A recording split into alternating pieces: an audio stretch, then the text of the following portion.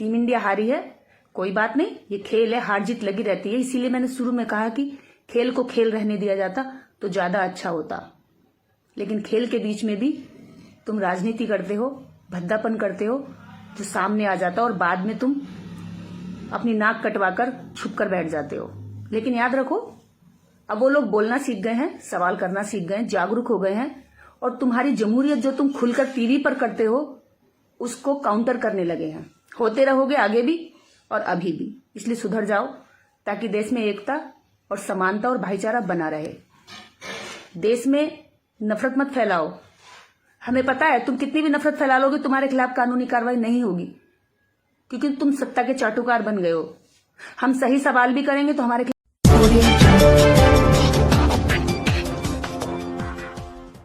काश खेल को खेल ही रहने दिया जाता। जब टीम इंडिया जीत रही थी तो सुधीर चौधरी, अंजना ओम कश्यप, चित्रा त्रिपाठी जैसे गोदी मीडिया के अंधभक्त चिल्ला चिल्लाकर अपने टीवी शो में दिखा रहे थे कि हम इसलिए जीत रहे हैं क्योंकि यहां पर आरक्षण नहीं है। आप भारत की जीत की आड़ में भी हिंदू होकर अपने हिंदू कमजोर भाइयों के हक अधिकारों को कोसेंगे, उनको अपमानित करेंगे, नीचा दिखाने का अवसर ढूंढेंगे। तो किसी भी देश का नागरिक किसी भी जीत का जश्न किस मुंह से मनाएगा? जश्न मनाने के लिए उसके पास वजह होनी चाहिए ना। क्या दो देशों के आपसी खेल में एक के जीत जाने से उसी देश के लोग एक तरफ तो जीतने पर कहें कि हमारी ये राष्ट्रभक्ति है कि हमारा राष्ट्र जीता है, लेकिन उसी राष्ट्र के अंदर रहने वाले नागरिकों के प्रति उसी खेल का नाम लेकर, आड़ लेकर, उनके अधिकारों के लिए जो प्रतिनिधित्व की बात करता है आरक्षण, उसको खत्म करने का प्रोपेगेंडा चलाते हैं, उनको नीचा दिखाते हैं, उनको बार बार एहसास कराते हैं कि तुम लायक नहीं हो। अगर तुम यहां होते या तुम्हारा जो रिजर्वेशन शिक्षा में और नौकरी में लागू है अगर खेल में भी होता तो हमारी बहुत बुरी भद्द पिटती और हम विश्व स्तर पर बेइज्जती का शिकार बनते। आज पूछना चाहती हूं ऐसे गोदी मीडिया के उन एंकर एंकरानी से और उन चुटिया और जनेऊ वाले वायरस बैक्टीरिया से जो खुद को ऊंचा बताते हैं और सोच में एकदम निम्रता के स्तर पर हैं, ये बताएं कि आज किसकी वजह से इंडिया हारी? इसका ठीकरा कौन लेगा? वो तुम्हारे पंडे पुजारी लेंगे जो हवन कर कर ये कह रहे थे कि टीम इंडिया जीतेगी, या वो नारंगी गैंग के जमूरे लेंगे जो कह रहे थे कि टीम इंडिया के लिए हम हवन कर रहे हैं, यज्ञ कर रहे हो, टीम इंडिया को जिताकर ही लाएंगे? कहां है वो सारे जमहूरियत दिखाने वाले लोग जो आरक्षण को जी भर के पानी पी पी कर कोस रहे थे? अब किसको कोसोगे? अब क्या कहोगे? अब मुंह दिखाने लायक नहीं बचे ना।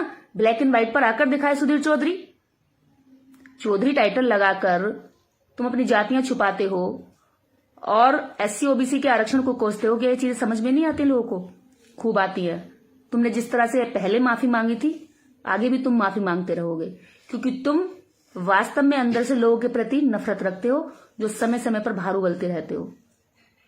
कोई बात नहीं, इस हार का दुख हम लोगों को भी है, क्योंकि हमारे लिए राष्ट्र प्रेम दिखावा या धोखा नहीं है। हमारा राष्ट्र प्रेम अपनी मां की तरह है। जिस तरह हम अपनी मां को प्रेम करते हैं उसी तरह हम अपने राष्ट्र को प्रेम करते हैं। उसमें दिखावे की जरूरत नहीं होती है, और तुम्हारा मात्र दिखावा है। राष्ट्र प्रेम की आड़ में अपने ही भाइयों को, अपने ही बहनों को बेइज्जत करने का मौका मिलता है। टीम इंडिया हारी है, कोई बात नहीं, ये खेल है, हार जीत लगी रहती है। इसीलिए मैंने शुरू में कहा कि खेल को खेल रहने दिया जाता तो ज्यादा अच्छा होता। लेकिन खेल के बीच में भी तुम राजनीति करते हो, भद्दापन करते हो, जो सामने आ जाता और बाद में तुम अपनी नाक कटवाकर छुप कर बैठ जाते हो। लेकिन याद रखो, अब वो लोग बोलना सीख गए हैं, सवाल करना सीख गए हैं, जागरूक हो गए हैं, और तुम्हारी जमहूरियत जो तुम खुलकर टीवी पर करते हो उसको काउंटर करने लगे हैं। होते रहोगे आगे भी और अभी भी। इसलिए सुधर जाओ ताकि देश में एकता और समानता और भाईचारा बना रहे। देश में नफरत मत फैलाओ। हमें पता है तुम कितनी भी नफरत फैला लोगे तुम्हारे खिलाफ कानूनी कार्रवाई नहीं होगी, क्योंकि तुम सत्ता के चाटुकार बन गए हो। हम सही सवाल भी करेंगे तो हमारे खिलाफ कार्रवाई होगी, हमारे पीछे पुलिस लगेगी और हमें यातनाएं देने का पूरा षड्यंत्र रच दिया जाएगा। पर फिर भी तानाशाह कितना भी ताकतवर क्यों ना हो, सच्चाई उसके सामने हमेशा पहाड़ की तरह चुनौती देती रहती है। वही लोग हैं हम, चुनौती मिलती रहेगी।